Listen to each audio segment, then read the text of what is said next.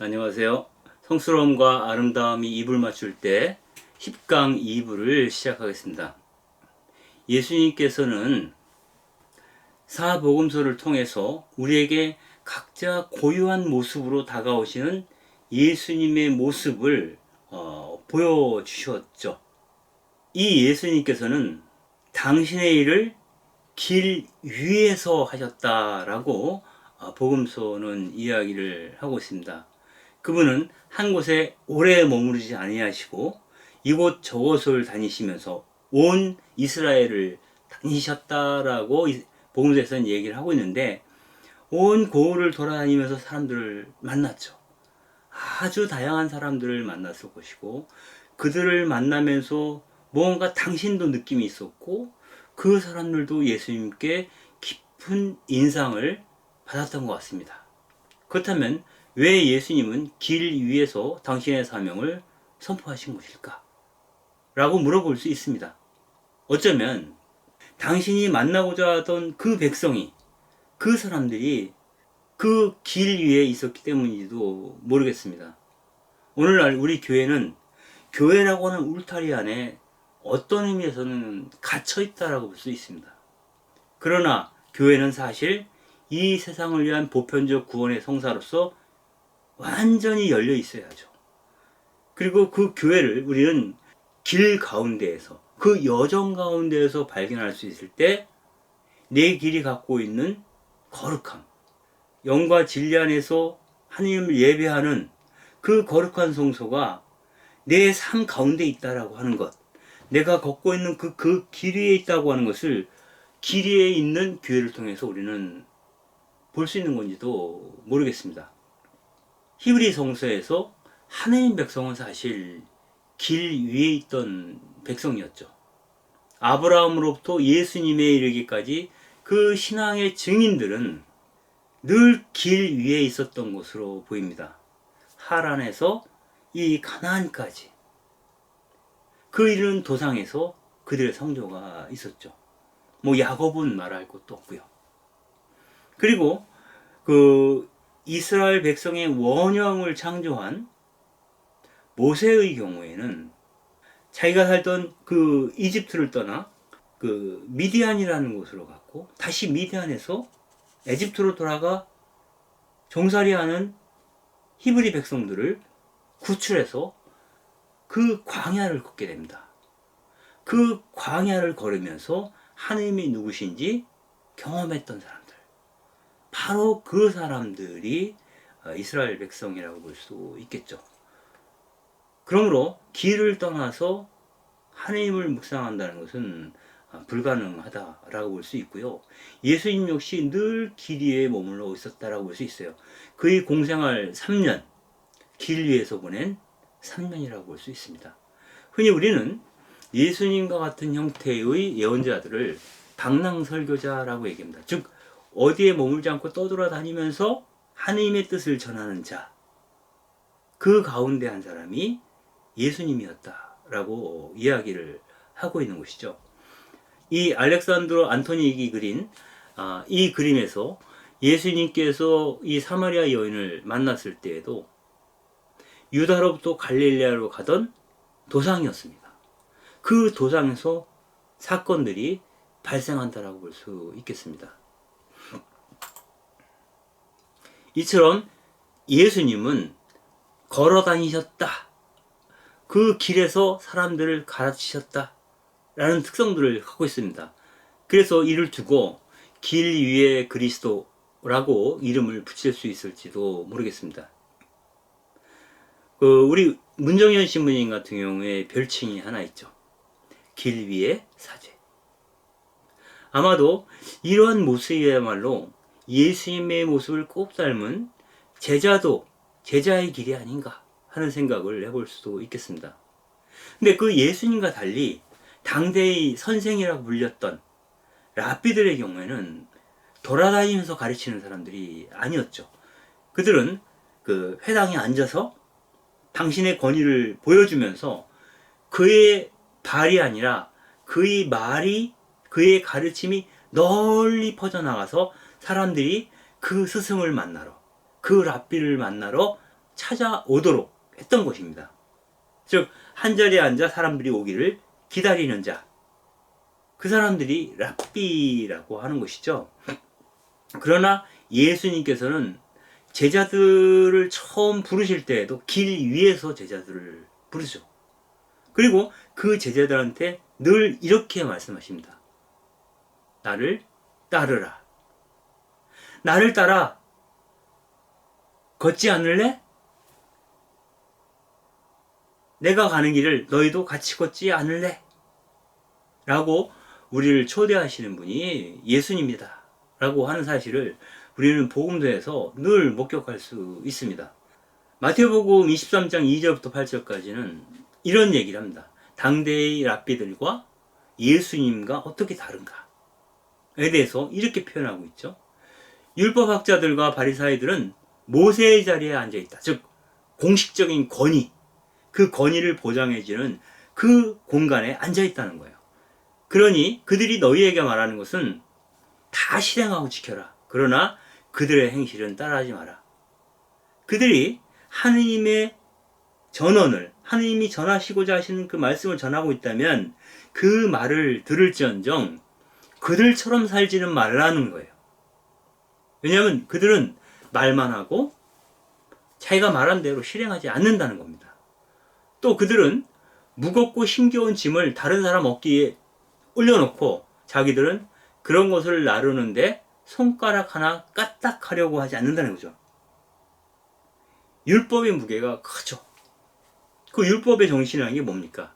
다른 말로 하면 하나이신 하느님을 흠숭하고 이웃을 사랑하라는 거죠.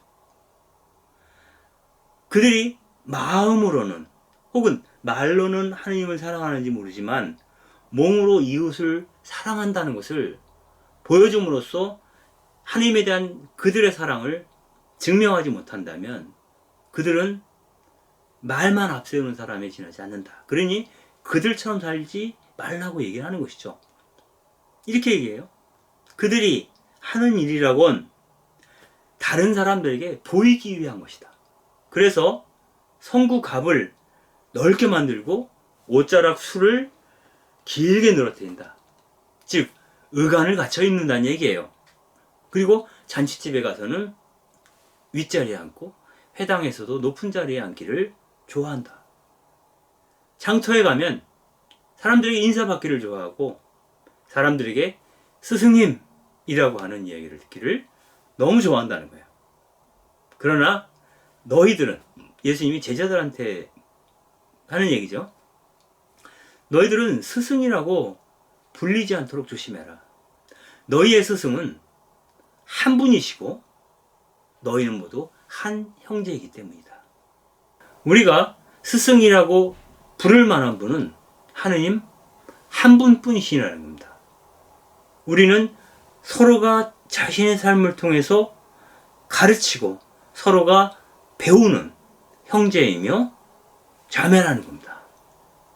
이 형제이며 자매 안에 사실상 이 문장으로 보면 예수님도 포함되어 있어요. 나와 마찬가지로 너희들은 서로가 서로에게 형제이며 자매이다. 누구를 두고 스승이라고, 아버지라고 부르지 말라고 누누이 복음서에서 예수님께서는 말씀하시죠. 그러므로 권위 있는 자리에서 사람들을 불러 모으려고 하는 자에 대해서 경계하라고 예수님께서는 말씀을 하고 계십니다. 이걸 단 한마디로 축약해서 얘기한다면 예수님께서는 이렇게 말씀하시는 거죠. 앉아서 스승 행세를 하려고 하지 마라. 아마도 이런 이야기를 하고 싶었던 건지도 모르겠습니다. 당신은 한 곳에 머물지 않고 그들이 내게 올 때까지 기다리지 아니하고 그들에게로 찾아가는 설교자 혹은 예언자의 모습으로 우리에게 다가오고 있습니다. 이를테면 예수님께서 많은 병자들을 치유해 주시고 사람들로부터 이런 얘기를 듣죠. 선생님께서 이 병자들을 치유해 주시니 많은 사람들이 이리로 몰려들고 있습니다. 스승님을 찾고 있습니다. 이렇게 얘기를 합니다. 그러자 예수님이 여기선 이만 됐다. 다른 이웃골로 찾아가자. 그곳에서도 내가 복음을 선포해야 된다. 사실 나는 그 일을 하려고 떠난 것이다. 내가 병원이나 의원을 차려서 사람들의 병을 다 고쳐주려고 이 세상에 온 게 아니라 하느님 나라가 장엄하게 우리에게 다가온다는 사실을 선포하기 위해서 사실은 그들의 요청에 응답했던 거라는 거죠. 병자를 고치러 이 세상에 온 거는 아니다. 그게 본질이 아니라는 거예요. 또한 예수님의 행적에 대해서 우리가 이렇게 물어볼 수 있습니다. 사람들이 예수님을 보고 환대하고 그분을 맞아들일 때 그 집에 머무르며 가르침을 줄 수도 있지 않겠는가? 또다시 낯선 곳으로 가야 하는가? 이렇게 물어볼 수 있습니다. 우리가 직장 생활을 하면서도 늘 직장을 옮길 때마다 새로운 직장에서 새롭게 적응해야 되는 것에 대한 두려움이 있죠. 그 정도는 아니더라도 그 객지를 떠돌아다니는 자가 갖고 있는 어떤 불안정함이 있습니다.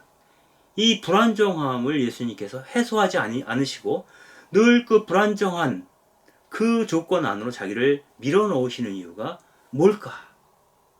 그 이유는 이 세상 모든 곳이 죽음이 그늘진 어두운 땅이기 때문에 그 땅을 다시 하느님의 땅으로 되돌리기 위해서는 당신께서 그 땅을 밟으셔야 한다는 겁니다. 그 땅을 밟고 들어가 그곳에서 고통받고 있는, 힘겨워하고 있는 그 사람들을 만나야 한다고 예수님은 생각을 했던 거죠.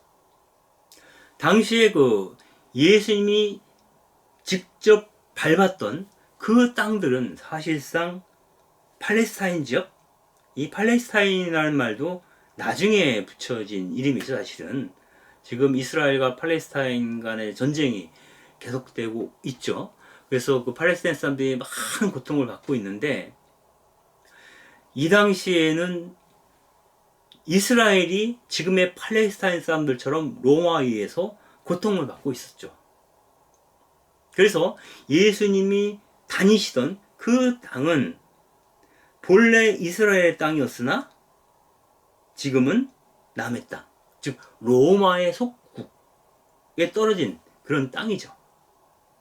그래서 로마식으로 불리우던 그 땅을 하느님께 돌려드리고자 했던 분이 바로 예수님이다 라고 볼 수도 있겠습니다.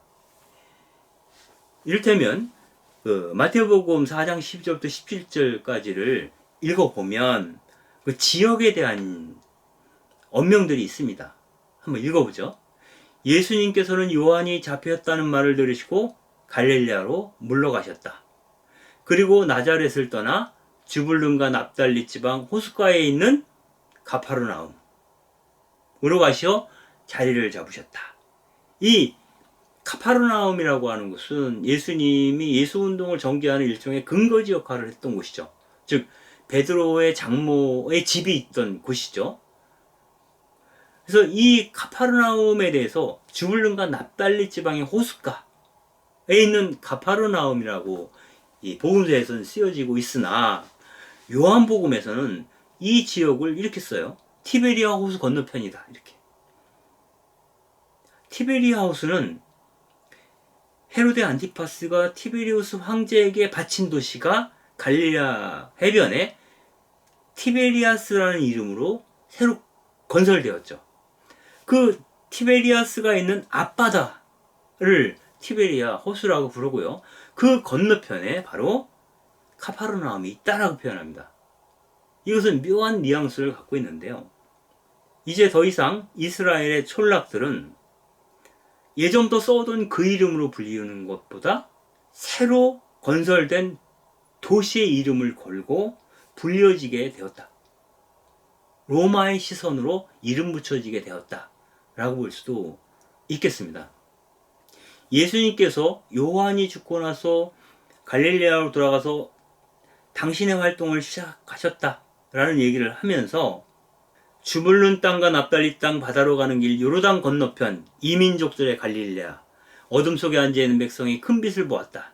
죽음의 그림자가 드리운 고장에 앉아있는 이들에게 빛이 떠올랐다라는 귀절, 그 히브리 성서의 귀절을 예수님께서 실현하고 했던 것이다 라고 복음서는 기술을 하고 있는데요. 이 땅에서 예수님이 선포하신 것은 이런 내용입니다. 회개하여라, 하나님 나라가 가까이 왔다.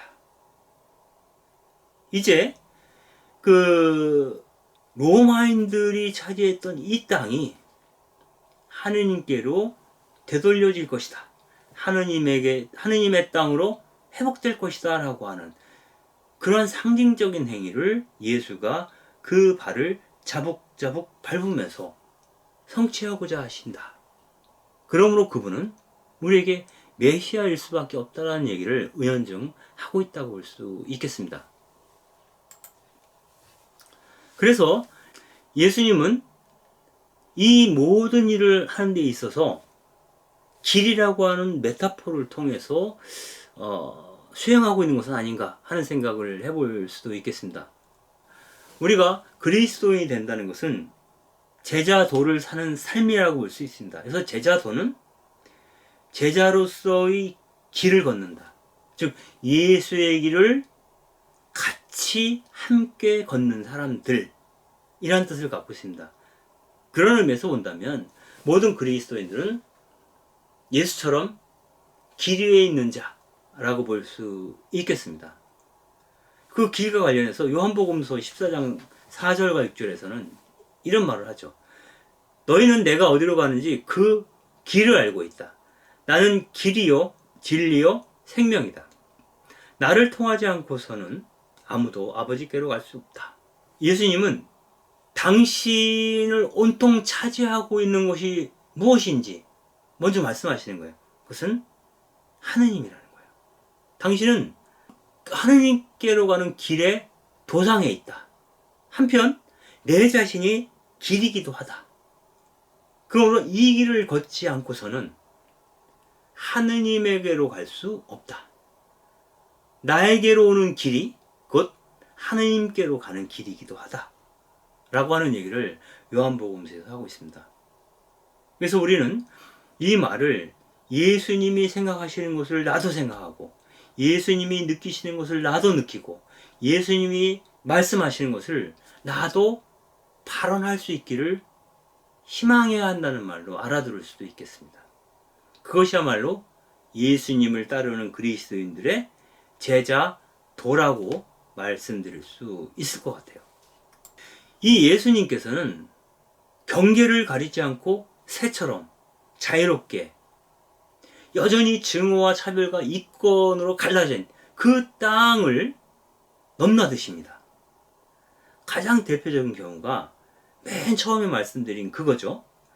예수님께서 유다 땅에서 갈릴레아로 가시는데 통상적인 경로는 요르단 강변을 따라 올라가는 거죠. 그런데 그 험한 산악지대를 통과해서 사마리아를 거쳐서 갈릴레아로 가시죠. 사마리아는 지리적으로도 험할 뿐만 아니라 부정의 땅, 불결의 땅, 이방인의 땅으로 알려져 있습니다. 근데 굳이 그 땅을 가로질러서 가시다가 야곱의 우물 앞에서 사마리아 여인을 만나 아주 중요한 이야기를 그 여인과 나누게 되는 겁니다.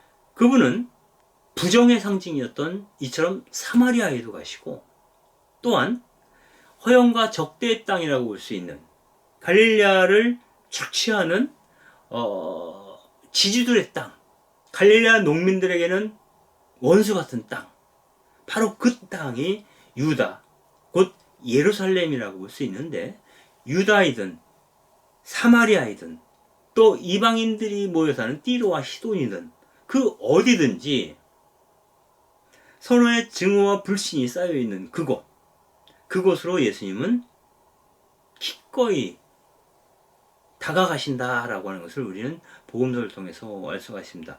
여기서 띠로와 시돈의 경우에는 갈릴레아 지역에서 나는 곡식들을 싼 값에 사들여서 비싼 값에 팔아넘기는 그런 무역도시, 대표적인 무역도시가 바로 띠로와 시돈이라고 하죠. 그러므로 그 인간의 욕망이 불타는 곳, 바로 그것이 띠로와 시돈. 그곳에도 예수님은 가시죠.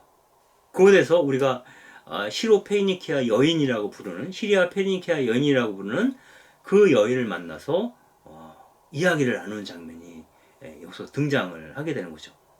또한 그 더러운 귀신들이 거처하기에 좋을 만한 장소, 그 사람들이 혐오해서 그 근처로는 가지 않는 그 게라사에까지 가서 광인을 치유해 주시기도 하시죠. 그러므로 그 예수님의 그 복음 선포 사명을 수행하는 그 여정에는 어느 곳도 제한되거나 거부되는 땅이 없다라는 것을 알 수가 있겠습니다. 그렇다면 그 땅으로 가서 그 길이에 서서 예수님은 과연 무엇을 하셨는가? 그것은 뭐 여러분들이 잘 알다시피 회당에서 복음을 선포하시죠. 그리고 병자와 약한 이들을 돌봐주시죠. 그때 그분의 심정을 잘 표현하고 있는 구절이 그거죠. 예수님께서는 그 군중들을 보시고 가엾은 마음이 드셨다. 왜냐하면 그들이 목자를 잃은 양떼와 같이 보였기 때문이다. 이렇게 얘기를 합니다. 어디로 가야 할지 우왕좌왕하고 있는, 기가 꺾여 있는 그 양들을 돌보는 마음으로 예수님께서는 군중들을 대하셨다고 하는 거죠. 그리고 그러한 사람들이 너무너무 많았던 거예요. 그래서 이 일을 당신 혼자서 할 수 없죠. 그래서 여러분이 알다시피 제자들을 부르시죠. 너희들을 이제부터 사람 낚는 어부가 되게 하겠다라고 하는 약속을 하시면서 수확할 밭은 많은데 일할 일꾼들이 부족하니 하느님께 그 일꾼들을 달라고 청하여라 라고 이야기하는 것처럼 그이들이 함께, 그 동지들과 함께, 동무들과 함께, 그 도반들과 함께 그 일을 하고자 하시는 분, 그분이 바로 예수님이셨다라고 얘기할 수 있겠습니다. 여기서 그 띠르와 시돈이라고 하는 지방에서 만난 한 여인에 관한 이야기를 해야 될 것 같습니다. 이것은 마태복음 15장 21절부터 28절에 나오는 내용입니다. 한번 찬찬히 읽으면서 이야기를 잠깐 해보죠. 예수님께서 그것을 떠나 띠로와 시돈 지방으로 물러가셨다. 이때 한 여인이 예수님께 와서 이렇게 얘기하는 겁니다. 다윗의 자손이신 주님, 저에게 자비를 베풀어 주십시오. 제 딸이 호되게 마귀가 들렸습니다. 하고 소리 질렀다. 그런데 예수님께서 의외로 한마디도 대답하지 않으셨다는 거예요. 이 여인의 질문에 대해서 이 여인의 하소연을 들은 척도 하지 않는 거예요. 그러나 그 여인은 여전히 자비를 청하면서 하소연하기를 그치지 않았던 것 같아요. 그러자 제자들이 예수님께 저 여자를 돌려보내십시오. 우리 뒤에서 소리 지르고 있어요. 이렇게 얘기합니다. 그러자 예수님께서 한마디 더 덧붙이시죠. 나는 오직 이스라엘 집안에 길을 잃어버린 그 양들에게 파견되었을 뿐이다. 이렇게 얘기를 합니다. 그러자 이 여인은 예수님께 와서 엎드려 절하며 다시 한번 얘기합니다. 주님, 저를 도와주십시오. 그러자 예수님께서 아주 폭탄 발언이라고 할까요? 탁한 얘기를 해요. 자녀들의 빵을 집어 강아지들에게 던져주는 것은 좋지 않다고. 당시에 띠로 시돈 사람들을, 이스라엘 사람들은 개, 돼지 취급을 했다라는 것을 알 수 있습니다. 굉장히 모욕적인 발언이에요. 근데 그 소리를 듣고도 이 여자가 예수님께 매달려요. 주님, 당신 말이 맞습니다. 그러나 강아지들도 주인의 상에서 떨어지는 부스러기는 먹습니다. 이렇게 얘기를 합니다. 그 모욕을 이 여인이 참아낸 이유는 당장의 절박한 사정 때문인 거죠. 마귀 들린 그 자기 딸을 고치고 싶은 마음이 더 컸던 거예요. 그때 비로소 예수님이 마음에 와서 닿는 분이 있었던 모양이에요. 이렇게 얘기하는 거예요. 아, 여인아, 네 믿음이 참으로 크다. 네가 바라는 대로 될 거다. 바로 그 시간에 그 여인의 딸이 나았다 라고 복음서에서는 이야기를 하고 있습니다. 즉 예수님조차도 유다교 중심주의, 인종적인 장벽에 가로막혀 있었던 거예요. 그분은 늘 이스라엘 안에서 늘 이스라엘 사람으로 여전히 남아 계셨기 때문이죠. 그리고 이스라엘 사람들이 갖고 있었던 편견을 그분도 나눠 갖고 있었다라고 볼 수 있어요. 그 측면을 바로 이 시리아 페니키아 여인이 건드린 거죠. 그렇게 함으로써 그분 안에 있던 하느님성이 툭 튀어나온 겁니다.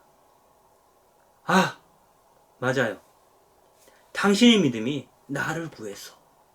이렇게 예수님께서 이야기하는 것과 진배가 없죠.